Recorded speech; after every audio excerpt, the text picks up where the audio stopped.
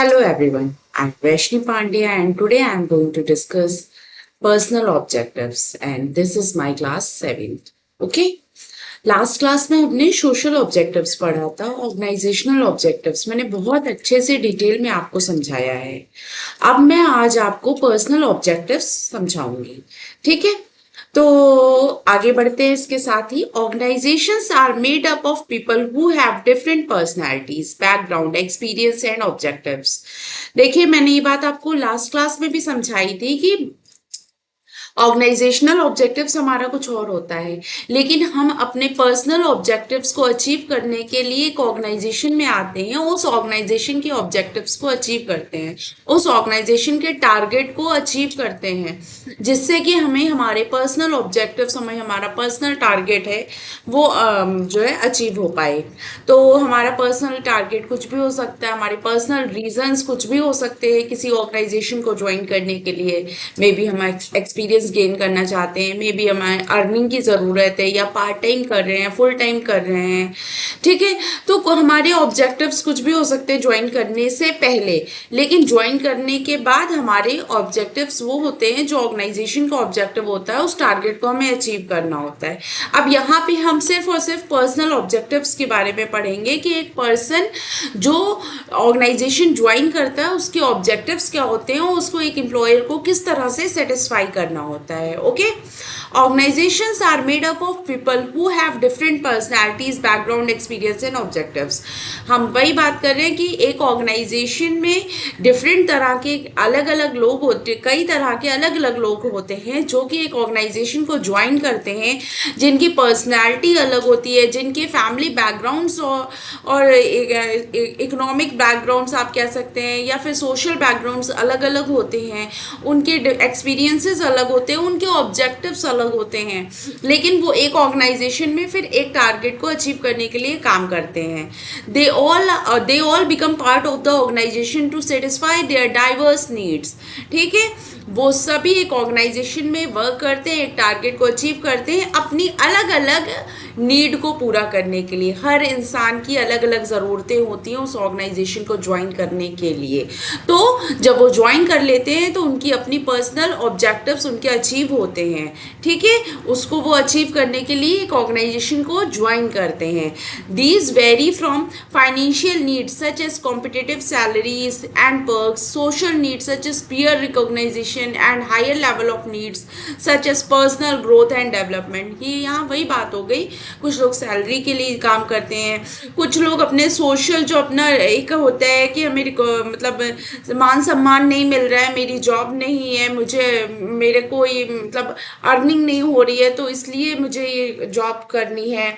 कुछ लोगों के अपने एक्सपीरियंस गेन करने के लिए, अपनी जो है एक्टिव एक्सपीरियंस को बढ़ाने के लिए, ग्रोथ करने के लिए अपनी करियर में उनको ज्वाइन करना होता है। तो हर किसी का ऑब्जेक्टिव अलग होता है। यही मैंने बताया कि हर किसी का ज्वाइन करने का ऑब्जेक्टिव अलग अलग होता है, लेकिन वो ज्वाइन सेम ऑर्गेनाइजेशन में करते हैं। ठीक है, उनके ऑब्जेक्टिव्स अपने पर्सनल डिफरेंट होते हैं। Management has to reconcile personal goals with organisational objectives for harmony in the organisation. एक मैनेजमेंट में मैनेजर को क्या करना होता है, इन सब की पर्सनल जो ऑब्जेक्टिव्स होते हैं इन सब को ध्यान में रखकर उनको सेटिस्फाई करना होता है, जिससे कि उन सब पर्सन्स में, उन सब एम्प्लॉयज़ में एक अच्छी कोऑर्डिनेशन बना रहे, वो अच्छे से वर्क कर सके शांति से और ऑर्गेनाइजेशन के टारगेट को अचीव कर पाए। ठीक है, ये होता है हमारा पर्सनल ऑब्जेक्टिव्स कि एक एक पर्सन के, एक एक एम्प्लॉय के ऑब्जेक्टिव्स को ध्यान में रखकर हमें उसके पर्सनल ऑब्जेक्टिव्स को सेटिस्फाई करना होता है। एक एम्प्लॉयर के तरीके से सोचना होता है। जब आप बिजनेस में होते हैं, किसी ऑर्गेनाइजेशन में होते हैं, तो आप एक ऑर्गेनाइजेशन में एक एम्प्लॉयर की तरह, एक मैनेजर की तरह सोचना होता है, उसकी तरह ही आपको डिसीजन लेना पड़ता है। तो हमें अपने हर एम्प्लॉय को सेटिस्फाई करना होता है, जिससे कि वो अपना 100% हमारे ऑर्गेनाइजेशन में दे सके। ओके, ये हो गया है, यहाँ पे हमारा पर्सनल ऑब्जेक्टिव्स भी फिनिश हो गया है। अब यहाँ आज से मैं आपको इंपॉर्टेंस ऑफ मैनेजमेंट पढ़ाऊंगी। ओके, इंपॉर्टेंस ऑफ मैनेजमेंट का फर्स्ट टॉपिक है management helps in achieving group goals. Management helps in achieving group goals. ठीक है, Management is required not for you itself but for achieving the goals of the organization. Management is required not for itself but for achieving the goal of the organization. एक management क्यों बनता है? इसीलिए बनता है ना। एक अच्छा मैनेजमेंट क्यों बनता है? इसीलिए बनता है कि हमारा जो ऑर्गेनाइजेशन का ऑब्जेक्टिव है उसको हम अचीव कर पाए। The task of a manager is to give a common direction to the individual efforts in achieving the overall goal of the organisation.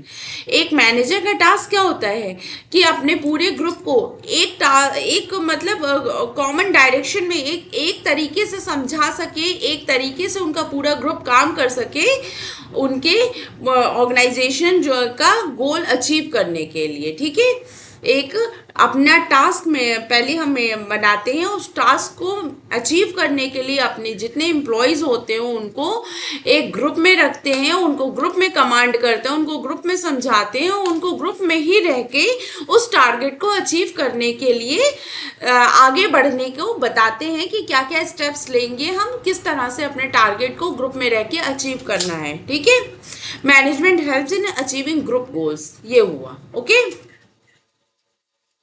Management increase efficiency.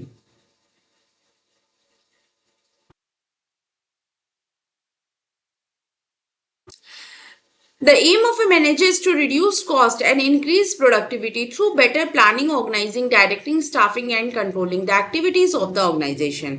देखिए मैनेजमेंट क्या होता है? Management increase efficiency. मैनेजमेंट जो है हमारा मैं manager हूँ तो मुझे मैनेजर क्यों बनाया गया? किसी मैनेजमेंट का, किसी ऑर्गेनाइजेशन का मैनेजर मुझे क्यों बनाया गया? सिर्फ इसलिए ना कि उनका जो टारगेट है वो अच्छे से अचीव हो, सक्सेसफुली अचीव हो। सबसे बड़ी बात क्या थी? क्या थी? कॉस्ट हमें कम देनी है ना, इफेक्टिव होना चाहिए, इफिशिएंट होना चाहिए हमें। तो इन सब का हमें ध्यान में रख के ही हम अपने टारगेट को अचीव करें। ऐसा नहीं होना चाहिए कि हमने टारगेट तो अचीव कर लिया बट कॉस्ट इतनी आ गई है कि हम उसको अब मार्केट में इंट्रोड्यूस कैसे करें, तो ये प्रॉब्लम आगे आ सकती है। ठीक है, तो इस चीज़ का हमें ध्यान देना है कि हमें प्रोडक्टिविटी किस तरह से करनी है, कॉस्ट को कम रखना है, प्रोडक्शन बढ़ाना है, उसका प्लानिंग अच्छी करनी है, ऑर्गेनाइजिंग अच्छी करनी है, डायरेक्ट अच्छे से करना है, स्टाफिंग रिक्रूट करना है, लोगों को अच्छे से अच्छे एक्सपीरियंस लोगों को रिक्रूट करेंगे तो हमारा वर्क और अच्छे से और जल्दी से जल्दी होगा। ठीक है, हर काम को हमें चेक करना है, उसके ऊपर कुछ गलतियां हुई तो उनको कंट्रोल करना है। इन सारी एक्टिविटीज़ का हमें ध्यान रख के काम करना है आगे अपने ऑर्गेनाइजेशन के लिए, जिससे कि हमारा जो प्रोडक्शन है वो स्मूथली होता रहे, इफिशिएंटली होता रहे और कम रेट में, कम चीज़ों का कॉस्ट कम आए, चीज़ों की प्रोडक्शन अच्छा हो, इन सब चीज़ों का हमें ध्यान रखना है। ठीक है, अब आता है management creates a dynamic organisation. Management creates a dynamic organisation. All organizations have to function in an environment which is constantly changing. It is generally seen that individual in an organization resist change as it often means moving from familiar, secure environment into a newer and more challenging ones. देखिए क्या होता है, management creates a dynamic organisation. इसमें क्या है, हम एक तरह के इन्वायरमेंट में रह के काम नहीं करते हैं। अगर हम कोई कंपनी खोलते हैं या कोई फैक्ट्री ओपन करते हैं या कोई बिजनेस ओपन करते हैं, सिंपल सी जनरल स्टोर की शॉप भी अगर हम ओपन करेंगे तो ज़रूरी नहीं है कि चीज़ें स्मूथली चलती रहें। Ups and down is a part of life. तो अप्स एंड डाउन एक बिजनेस में भी आता है, किसी ऑर्गेनाइजेशन में भी आएगा, फैक्ट्री में भी आएगा। कभी हो सकता है कि पॉलिटिकल फैक्टर्स हमारे फेवर में ना हो, कभी हो सकता है एक्सटर्नल कुछ फैक्टर्स हैं वो हमारे फेवर में ना हो, है ना। तो चीज़ें चेंज होती रहती हैं, तो हमें हमारे मैनेजमेंट को भी उस एक्सटर्नल या इंटरनल फोर्स के हिसाब से चेंज करना पड़ता है। कुछ रूल्स रेगुलेशन चेंज हो गए कंट्री के हमारे, तो हमें अपने ऑर्गेनाइजेशन में उसके हिसाब से अगर चीज़ें चेंज करनी पड़े तो हम चेंज करें।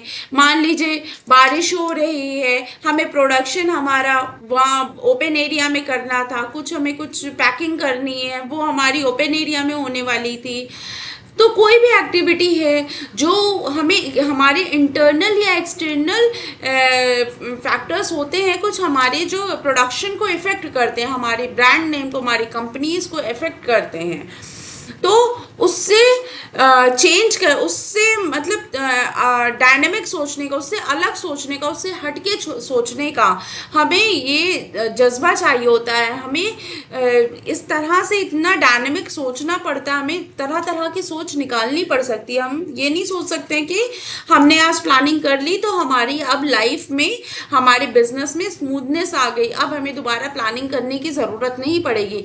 हो सकता है हमें day by day daily planning करनी पड़े, हो सकता है हमारे फेवर में ही ना हो चीज़ें, हमें डेली चेंजेस करने पड़े। तो उस चीज़ के लिए हमें प्रिपेयर रहना पड़ता है, उस चीज़ के लिए मैनेजमेंट को प्रिपेयर रहना पड़ता है।